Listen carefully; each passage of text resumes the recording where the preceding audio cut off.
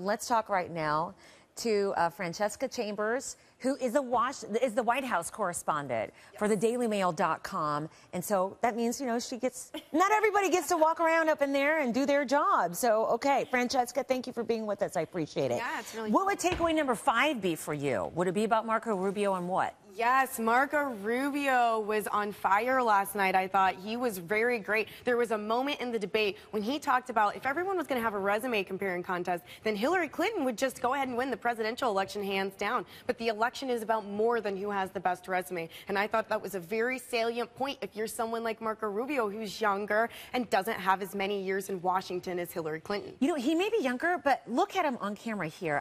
He looked very comfortable. And I think may have gotten noticed for feeling and sounding comfortable more so than people thought.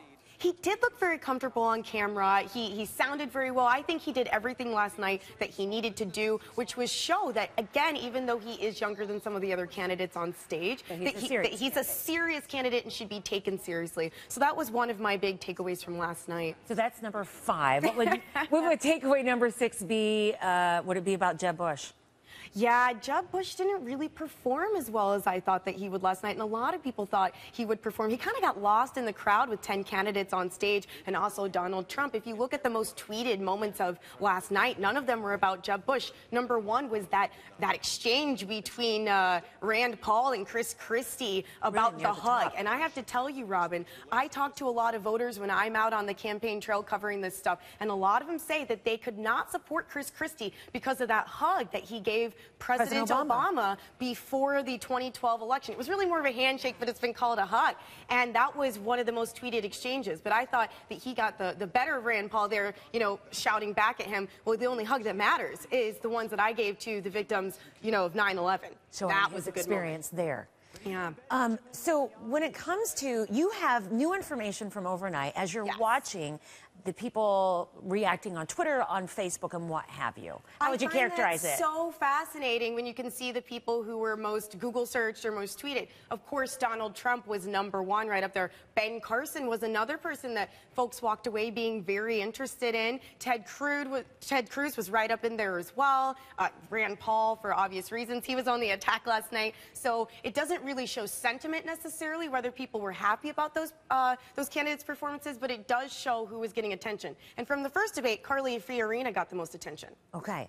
Now, what about, are people saying anything about their reaction to Donald Trump, seeing him in action now? It's one thing to see him respond to reporters' questions. It's another to see him interact with his fellow candidates and people in the party. So did he do himself favors in that way, or are we likely to see some people fall away now that they've seen him in action?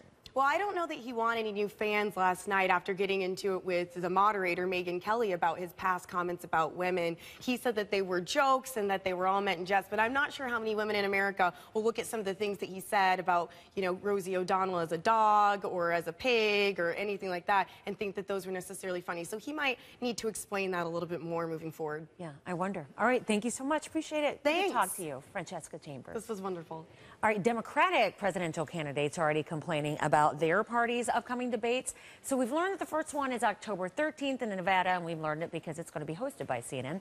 But all 5 Democratic challengers will take part. One strategist for Maryland's Governor Martin O'Malley says that the 6 planned debates there aren't enough, and he's asking supporters to send angry tweets to the DNC. And point out that in the past elections, there have been anywhere from 15 to 25 debates. But Francesca, would you say that in the past debates, however, there was more on the Democratic side? There were.